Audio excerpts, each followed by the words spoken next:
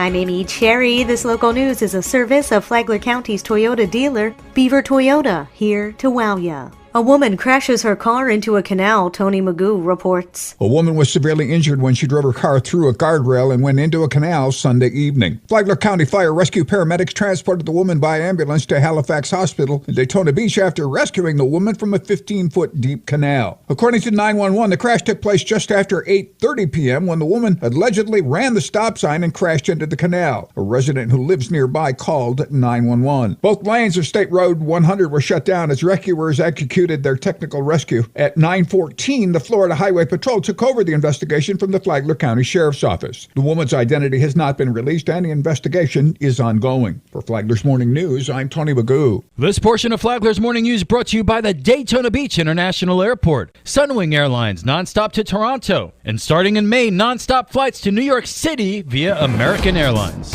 You've heard of State of the Union, State of the State, and maybe even State of the City, but how about State of our utilities? Bunnell City Manager Alvin Jackson said that's what the City Commission heard in a recent meeting. The Commission agreed to go forward with a master utility plan that would encompass water, wastewater, and fiber. What this plan will produce will identify our deficiencies, what we need to do to expand our infrastructure, prioritize that, and we will look at costs and funding sources. Jackson said knowing the state of Bunnell's utilities, the City Commission could see the direction it needed to take in the next 10 years. From the WNZF Newsroom, I'm Deb Albertson.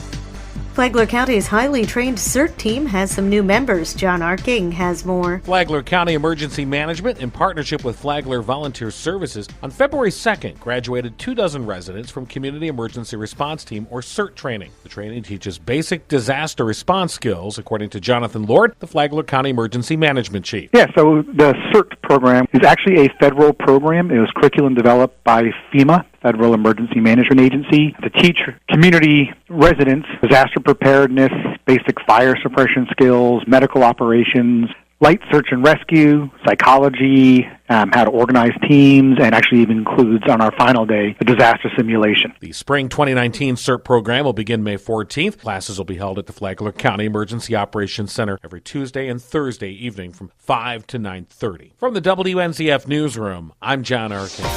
The Flagler Executive Airport has been bustling with emergency training for firefighters, paramedics, and other first responders. Representatives from Charlotte, St. John, Seminole, and Volusia counties, as well as the State Forest Service, attended the Wildlife Air Operations training session organized by newly appointed Director of Aircraft Maintenance Todd Whaley, who's also a certified wildland firefighter and first responder. Together, they went over wildfire air operations, fire communications, water bucket operations, fire suppression tactics, and techniques.